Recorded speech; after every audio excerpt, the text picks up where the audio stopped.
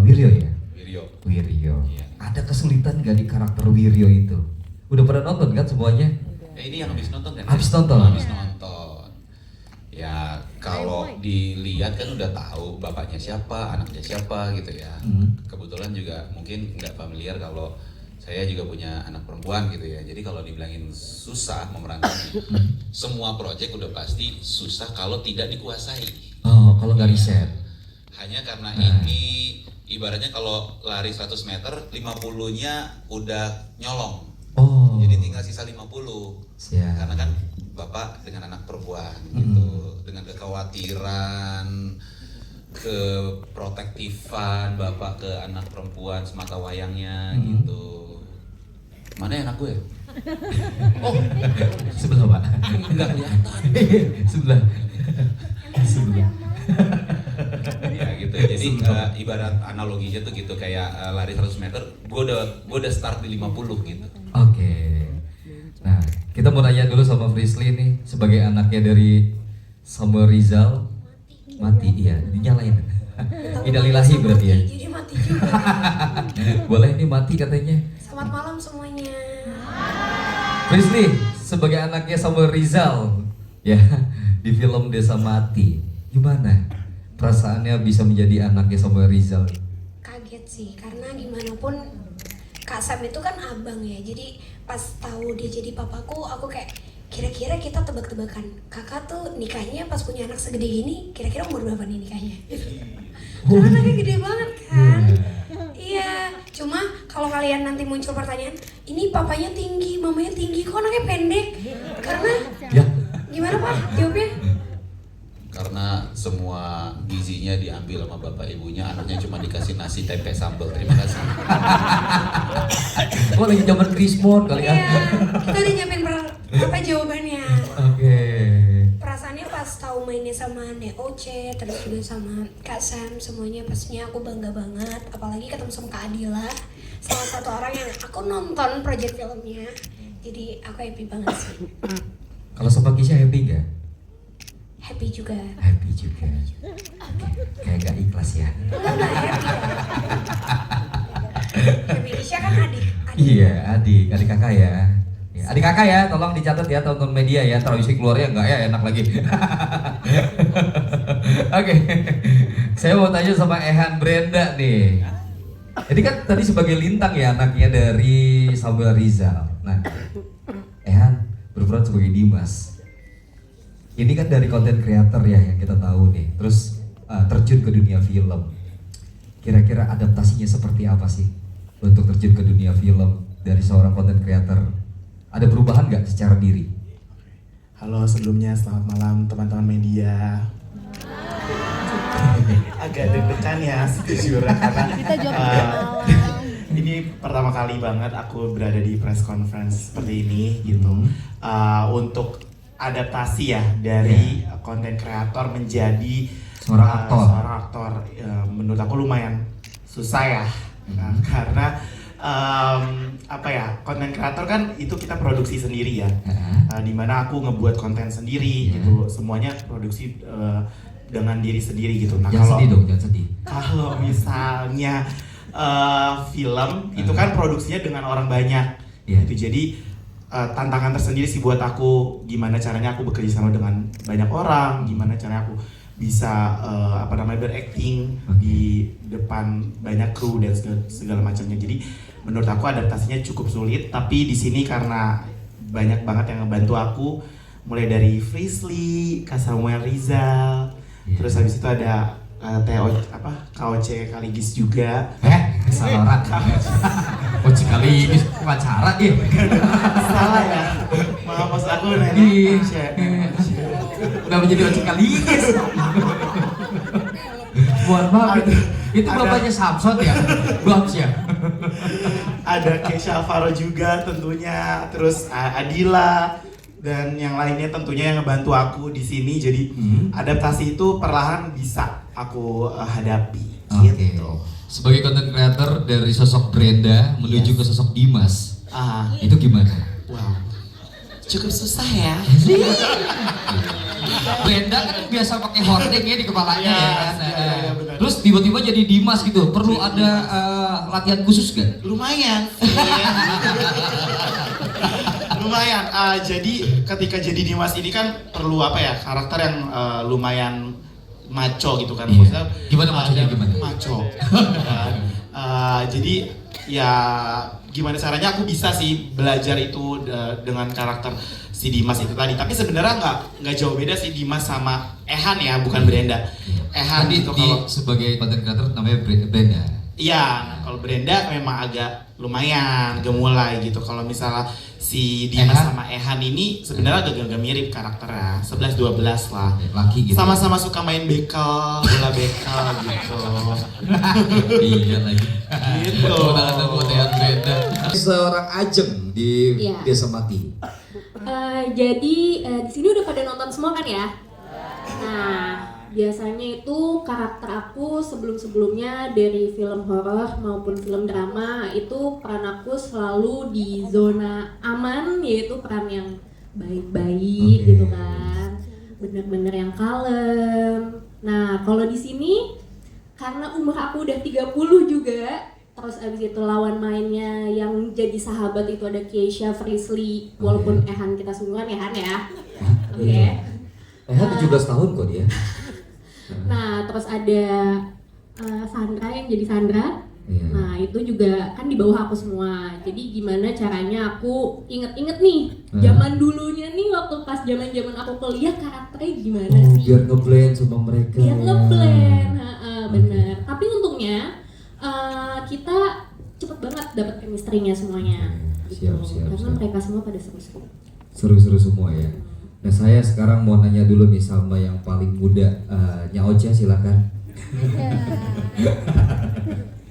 Desa Mati ini. Nah, Isya, ini katanya film pertama di usia dewasa, benar ya? Iya, ini film debut setelah terakhir syuting film itu tahun 2012 Oke. dan di tahun 2023 awal di bulan Januari dikasih kesempatan sama PH kami Sinema untuk bisa bermain film lagi. Oke, sebagai Arga. Iya. Itu sosoknya seperti apa sih Arga itu? Oke, karena ini akan nyambung kepada susah atau tidak, saya akan rapel aja ya. Oke.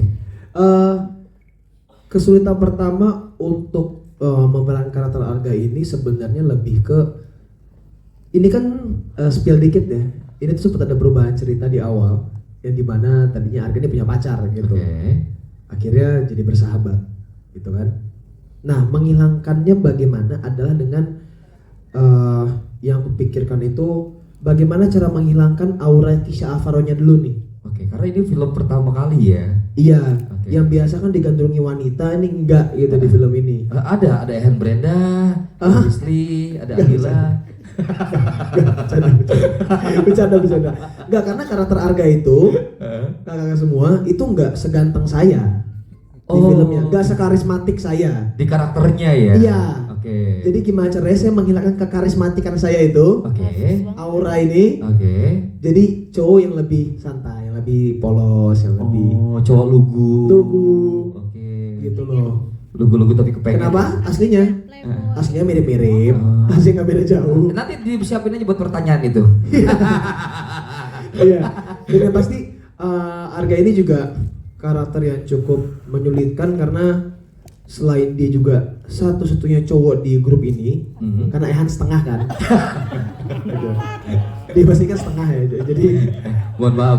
banyak. Kesha Alvaro, dia mau kalau premier udah dikecengin baut ya tadi katanya. Oh iya sih, sorry. Iya maaf ya sayang. Oke. Manajer langsung, ya salah gua. Jadi lebih ke banyak adegan actionnya seperti sudah ditonton tadi gitu, banyak adegan-adegan menyulitkan. Salah satunya yang sempat kami ambil sama Pak Sipu ya pada malam itu. Berapa jam waktu itu kita ambil ya Pak? 3 jam lebih untuk 3 satu jam adegan. lebih untuk satu adegan ya? Satu adegan. Oke. Dari seingat saya dari jam 11 sampai jam 2 malam itu masih adegan itu aja. Oke. Karena saking sulitnya dalam teknik pengambilan kamera, koreografi dan lain-lain. Dan pulang pun sih aku ada banyak luka di bagian tangan, kaki. Oke. Karena adegannya jatuh-jatuh, berantem dan lain-lain sih. Nah, gimana rasanya dimasukin ke kandang babi beneran sama Frisly? Wah, kan ada tuh. Wah, seru nggak? Pertanyaan sulit ini. Saya nggak nyangka ada pertanyaan ini. Jawab apa ya? Gimana rasanya dimasukkan ke sebuah kandang kecil? Praktiknya susah nggak tuh di dalam itu? Pada saat itu sih nggak susah karena membantu build up chemistry. Oke. Ketika di kandang babi berdua itu membantu chemistry saya sama Lintang. Oke. Sebagai sahabat ya. Iya. Sebagai sahabat. Iya. Garis bawahi ya teman-teman media, sahabat. Sebagai sahabat. Jadi karena itu juga cukup lama tuh pengambilan adegannya ya Pak. Cukup lama jadi banyak ngobrol sama Frisly di sana gitu, terus ya build up chemistry intinya lah gitu. Oke. Build up chemistry. Seru tapi ya jadinya. Seru banget. Gak ada hal yang saya sesali selama syuting film ini. Mantap. Iya. Oke, luar biasa. Dan saya mau nanya dulu nih sama kreatif produser kita nih. Cukup panjang tapi aku mau mempersingkat. Boleh. Ya. Jadi kita itu terinspirasi dari banyaknya desa mati yang ada di Indonesia. Nah, kita tahu bahwa banyak ternyata di Indonesia itu ada desa-desa yang tertinggal gitu kan. Ada yang di Jawa Barat, ada yang di Jawa Tengah, di luar pulau pun ada di Majalengka, di Jogja. Di Jogja pun ada 2 setahu saya gitu.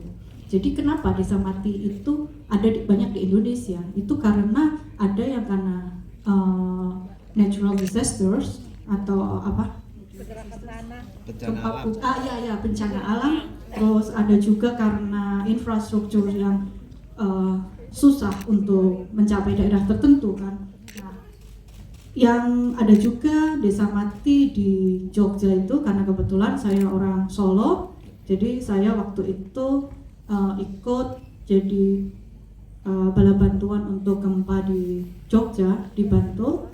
Nah, kemudian mereka dibangunin desa. Nah, desa darurat yang ditinggali mereka cukup lama. Nah, itu semua udah ditinggal sehingga jadi desa mati ya. Jadi sebetulnya yang disebut desa mati itu desa yang sudah ditinggalkan penduduknya. Nah, tapi ada juga penduduk yang masih tinggal di sana. Ada juga beberapa keluarga, cuma beberapa keluarga atau hanya satu keluarga gitu kan, atau hanya orang tua kemudian habis. Nah, dengan banyaknya desa yang tertinggal itu banyak sekali kalau kita googling, kita lihat di media sosial, di YouTube itu cukup viral gitu. Jadi banyak cerita yang terjadi. Nah, kita tahu ya kalau tempat kosong aja ditinggal itu apa yang terjadi gitu kan. Ya saya nggak usah ceritain. Nah, kita semua ngerti lah itu yang ngeri-ngeri gimana gitu kan. Kemudian apalagi satu desa gitu, di mana ada bangunan, di mana ada tempat gitu, tapi kosong udah ditinggal gitu. Kalian bisa search juga di Google, di berita-berita yang nyata memang ada gitu. Nah, itu yang membuat kita terinspirasi. Jadi dari sutradara, penulis, kemudian dari tim saya termasuk Philip, Ringga, Sipu juga kita sangat menarik nih, kita mengangkat cerita tentang desa yang tertinggal, karena desa yang tertinggal ini pasti ada sesuatunya kan. Nah, termasuk desa yang ada di salah satu daerah ya di Majalengka, desa yang ada di Jogja itu ada juga anak kecil yang ada beritanya ya, itu yang anak kecil gadis tinggal di sana sendirian. Nah, itu entah ya kenapa dia tinggal sendirian, atau dia terjebak, atau dia memang harus tinggal di situ. Nah, itu yang membuat kita terinspirasi untuk membuat cerita Desa Mati The Movie.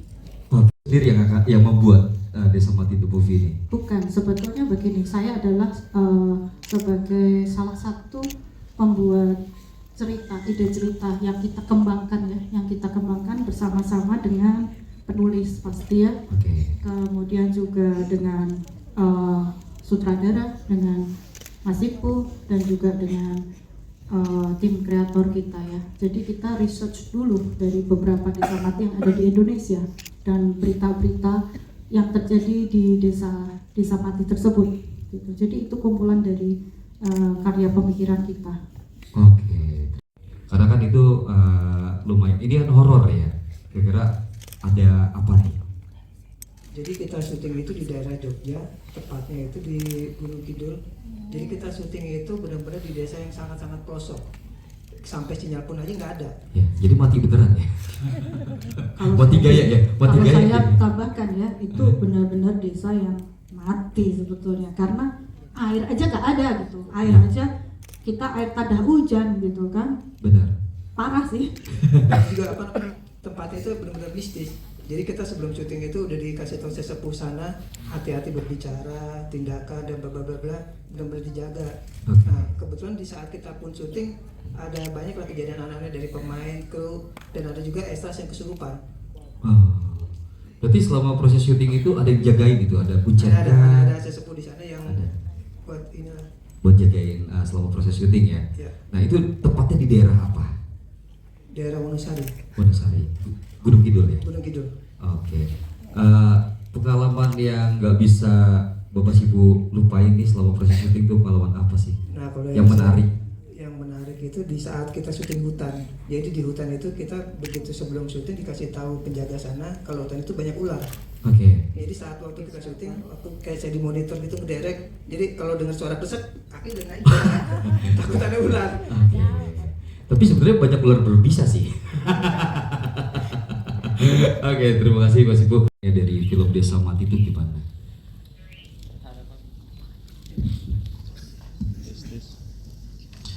Harapannya semoga film Desa Mati ini bisa diterima oleh semua masyarakat dan bisa insya Allah bisa tembus di 500 sampai 1 juta penonton.